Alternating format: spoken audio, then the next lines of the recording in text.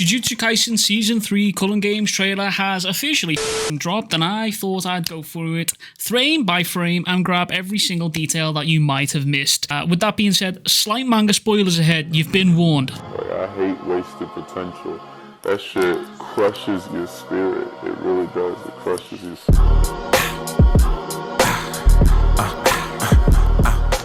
Opens with this shot of Yuji sat on some stairs, which comes directly from chapter 138 of the manga. Now, obviously, these shots are different. The lighting and tone are totally different and more dramatic. The anime is aiming for a much more somber, darker, dramatic tone than when the manga managed to achieve, in my opinion. Skipping forward a little bit here, we get to see this slow fade intro of the Jujutsu Kaisen logo, which, again, I think just brings home how dramatic we're going to be in this season. There's a lot of drama going on here. We also get to see these shots of the city and cursed spirits then attached to this building here, which do remind me a lot of Sasuke's cursed form from Naruto. You can see those creepy little fingers on. They will come back a little bit later on in the trailer here. Editor Weeb here, I also just noticed that as this panel ends, you can actually see Yuji jumping from this building right here, so interesting. But we also get to see cursed energy being expelled here, as none other than Yuta fucking Akatsu stalks through these buildings here. Now, we last saw Yuta making an entrance at the end of the Shibuya instance arc here, where he vowed to kill Itadori Yuji, who the higher-ups had then put an execution order on him since Gojo had been sealed. Now, Mappa does like to change things up a little bit here, so I'm theorizing that this shot of Yuta walking through the building is him making his way over to where Yuji is currently, who is making a ruckus after attracting all these cursed spirits by clapping his hands together on this bridge. Speaking of which, we do get to see this underpass going through some demolition here, which again, I am theorizing is Yuji and Choso fighting these cursed spirits as he's meeting up with Choso, as this scene matches this manga panel almost bar for bar, but it's also because the time of day matches what we saw at the end of the Shibuya arc when he was on the bridge clapping his hands together. The times frames sort of match here. We then head on over to the Zenin estate here, where we actually get our first brief glimpse of Naoya Zenin, who coincidentally has a woman walking a couple of steps behind him, which is just fucking great attention to detail when it comes to Naoya as a character, because this dude is a little bit of an asshole when it comes to women, let's just say that. Anyways, we see this imagery of Yuji washing his hands of blood here. Now, we know it's him because we do get to see the signature blue and red attire that he has always seen in a little bit later down the line, and mixed into this, there is imagery of a giant hand. Now, we actually get to see chairs broken in half between the fingers of this hand, so my guess is that this imagery could be symbolic imagery, or perhaps it's the heavy hands of guilt that Yuji feels after the Shibuya incident, these blood-soaked hands that are now weighing heavy upon him, or perhaps it's something totally different. It might even be related to the Zenins, as we do get to see a little bit of them later on in the trailer here. Let me know what you guys in the comments down below think of this one. We also get more imagery of these cursed flying creatures throughout the city, as we do flash back to the shot of Yuji once again washing his hands here.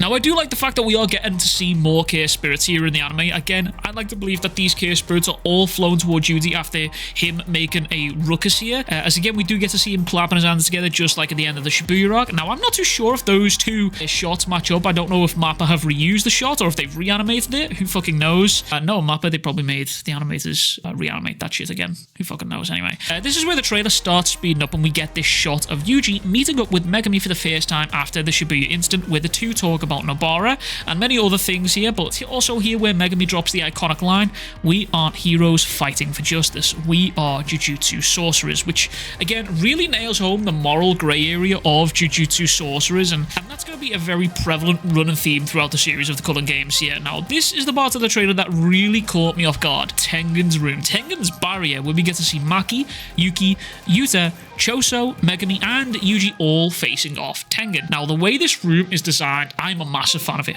I'm a massive fan of it. In comparison to the manga, it is essentially a blank space. It's almost like an empty window in Blender, if you've ever used Blender, or some sort of 3D creation program. Now, I'd be willing to bet that this is to bring home the fact that this is Tengen's space. This is her space to shape and bend to her will, a blank canvas, if you will. I also do really fucking love the color choices here. We can see these little coordinates and numbers and like lines just shooting off into the distance. It's really like an unfinished scene. Like this is like a blank canvas for Tengen to work with.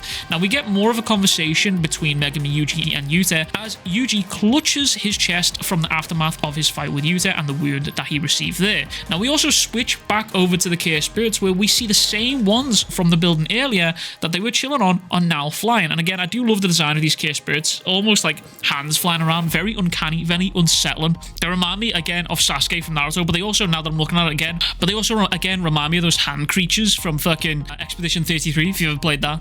Good game. Now we get this wide open shot of Naoya, Choso, and Yuji observing Yuta's superhero landing right here.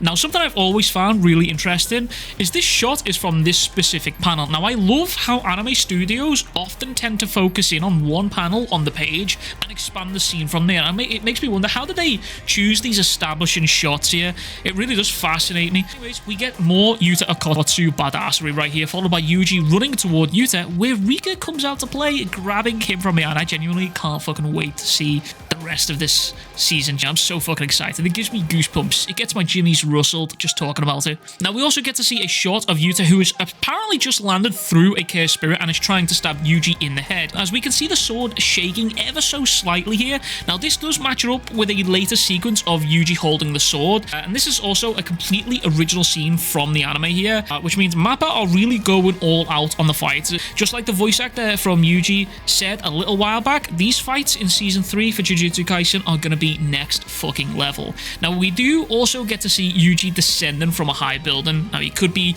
coming from this room where he was just washing his hands right after this Cave Spirit attacks the building, not too sure, but we do also get to see the combat knife that Yuji pulls from the truck during his fight with Yuta as he tries to charge it with energy, but ultimately destroys it by overloading it, which, funnily enough, Yuta did against Geto in Jujutsu Kaisen 0, which I find just absolutely funny to me. I think if I had £1 for every time a main character in Jujutsu Kaisen broke a sword or a weapon by overcharging it with cursed energy, I'd only have £2, but it's weird that it happened twice. We also get to see more conversation between Yuji and Yuta here before we switch over to Tengen's barrier again. Now notice in comparison to the first time we see it, the lights are dim and we can now see the Kogane being displayed by Tengen in a very cinematic way here. It's very nice. Again, the way that the animators have depicted Tengen's barrier here is very nice. I'm a big fan of this. But right here we can also see Yuji, Yuta, Choso, Yuki and Megumi and Maki just in the center. We also get to see the Kogane, and just in the center of that, we get to see Tengen. It's actually our first look at the full body of Tengen. They get very Mappa are hiding this motherfucker away. We also then got a Tengen hand reveal, very sexy, as she tells the gang about the Prison Realm's back door. Tengen also displays Kenjaku. You can tell that it's all within the same area here due to like the way that this VCR effect on Kenjaku, same way as the Kogane was displayed. Now again, going back to what I said earlier, I do really fucking love the direction that Mappa have took Tengen's barrier. The animators here have done a phenomenal job, and I genuinely can't wait to see what else they do with the rest of the season. Now, cutting back to Yuji and Yuta's fight, we can see the aftermath of Yuta trying to stab Yuji's head, because this scene matches the one that we saw a little bit earlier. I really love how this trailer is trying to misdirect us, like wibbly-wobbly, timey-wimey events. Like, they're really just mishmashing the events here, but I'm clued in, man. I'm seeing this shit. Unless I'm not seeing it. Maybe I'm just chatting shit. Who knows? Anyways, Yuji and Yuta get more of their fight shown, and they're inside of a playhouse. Now, I'm just spitballing, but this area reminded me heavily of a certain man's introduction, one of the goats of the Cullen game, if you will. If you know, you know. But of course, this scene is a completely anime original scene. None of this was shown in the manga. Almost all of their fight happened predominantly outside, with Yuji trying to make a run to the indoors before being cut off by Yuta literally chucking a car at him. So there was that. But we do also get to see this sequence of Yuta using cursed energy to launch himself at Yuji. Now, this is something I talked about in my Shinjuku breakdown video. If you haven't already and you've read the manga to Jujutsu Kaisen, go watch that video. I'm doing exactly what I do here, but in almost 3 hours worth of length throughout the entire manga. So go check that video out after you've watched this one. But Gege added this cheeky mechanic to Jujutsu sorcerers of a certain skill level, allowing them basically to step on air by using cursed energy as a boost, as a platform, essentially. We get to see Sukuna doing it in the Shibuya anime arc here, but this is a more blatant of example of it. He did mention in later on chapter notes that he wanted wanted to add this in and make it more prevalent, but it is quite cool that it's being added in. We're going to get to see a lot more of Gege's ideas that he wanted to add in but just didn't have time, now coming to fruition in the anime, and I'm really fucking excited for that. Now we get to cut through to the scene of Yuta trying to stab Yuji, which again I mentioned to you before. As you can see, the blade shaking just ever so slightly from Yuji gripping the sword here, and we finally get into some new characters. Now, yeah, Zenin is making his blindly speedy appearance, not just from afar, but he gets close up fully here, and the animation that follows him is chef's kiss, clean as fuck. Now, as he's getting it on with Shoso here, again, I do really fucking love the style and the direction that we're going for with some of these scenes. The animators have gone above and beyond for all of this. Now, we also get to cut back to Yuji flipping through the air and seemingly destroying a Chaos Spirit right here. Again, this is an anime original. I don't recall this happening in the manga for these specific chain of events. From what I can tell, this entire trailer seems to only cover maybe about 10 chapters, give or take, with a few pieces taken from a little bit later on, but there is like this is only a small chunk of the season that they're showing us here. Now, we do also get this shot of the gang trying to find Tengen, opening one of the many doors to basically nowhere, and this is where we come full circle to Yuji passing through where Toji shot at Riko and Manai here. I said this when I read the manga, but the impact that Toji had on the larger Jujutsu world, the butterfly effect that he has here, is genuinely insane. He was the catalyst that basically set Gojo and Geto on their paths respectively, and it all stemmed from Riko's death.